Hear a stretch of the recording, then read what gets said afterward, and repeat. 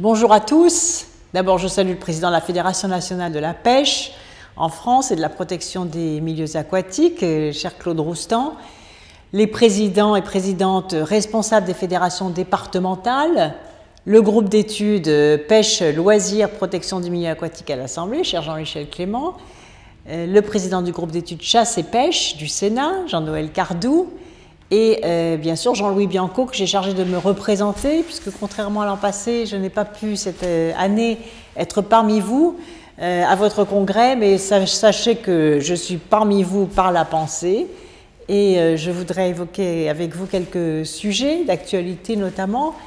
D'abord, je sais que vous attendez des explications sur les questions de l'arasement des barrages, notamment du barrage de la Sélune. Voilà, en décembre dernier, je me suis rendue sur place. Vous savez, j'ai vu aussi qu'il y avait beaucoup d'incompréhension. Donc, j'ai renoué le fil du dialogue. J'ai reçu les élus des territoires. Et puis, bien évidemment, cette expertise indépendante m'a été remise. Elle est d'ailleurs sur le site du ministère. Tout le monde peut en avoir connaissance. Et elle fait l'ensemble de la liste des avantages et des inconvénients d'un maintien ou d'un arasement des barrages. Il y a d'autres barrages aussi, Vézins, La Roche-qui-Boit, qui imposent une revue de sûreté, d'ailleurs avec un examen technique complet. Et donc, aujourd'hui, je passe à l'action, puisque les revues de sûreté, de sécurité de ces barrages sont en cours et que de toute façon, il va falloir les vidanger pour, quelle que soit la décision qui sera prise, pour assurer la sécurité de ces barrages. Mais j'y attache beaucoup de soin parce que je ne veux pas que se renouvelle un accident écologique comme celui de 1993. Alors, cette année 2015 est une année très importante, d'abord parce que nous avons la COP 21, sur le changement climatique, qui se tient donc du 30 novembre au 11 décembre à Paris. C'est un enjeu très important puisqu'il s'agit d'aboutir pour la première fois à un accord universel et contraignant permettant de lutter efficacement contre le dérèglement climatique et d'accélérer la transition des sociétés des économies sobres vers des économies sobres en carbone. Et au cœur de ce sujet, un thème que vous connaissez bien par définition, celui des milieux aquatiques et de la faune piscicole qui, comme vous le savez, sont très impactés par le réchauffement climatique. Et le deuxième point fort de l'année, c'est les deux autres points forts de l'année, c'est la loi de transition énergétique pour la croissance verte, d'une part, et d'autre part, le projet de loi pour la reconquête de la biodiversité, de la nature et des paysages, qui a déjà été examiné par l'Assemblée en mars, en première lecture, qui le sera en mois de septembre par le Sénat, et ce texte qui va permettre de créer l'Agence française pour la biodiversité. Pour ce qui concerne la pêche en eau douce, la loi pour la reconquête de la biodiversité va donner une reconnaissance législative aux plans départementaux de protection du milieu aquatique et de gestion des ressources piscicoles que les fédérations départementales élaborent. Je sais que c'était une revendication forte de vos fédérations.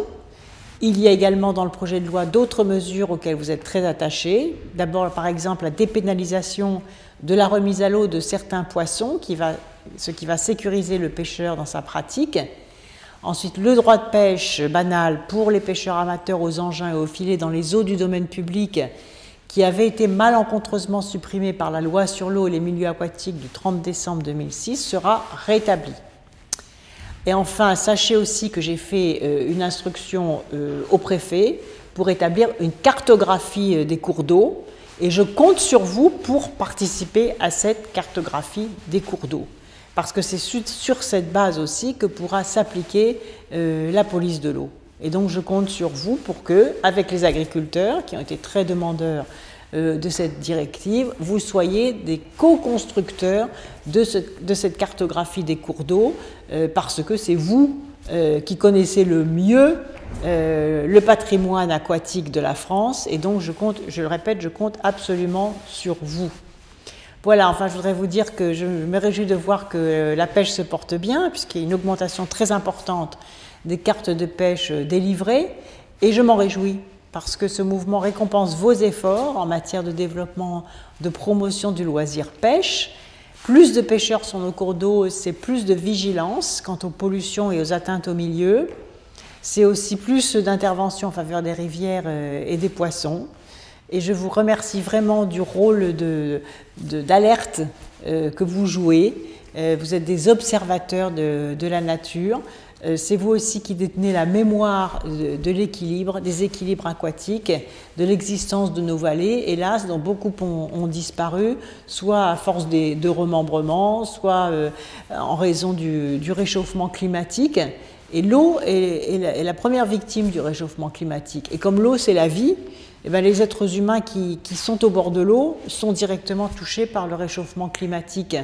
Et donc, vous avez un rôle très important, un rôle de vigilance, je le répète, un rôle d'alerte. Et je compte sur vous pour le jouer plus que jamais. Très bons travaux à vous et à très bientôt.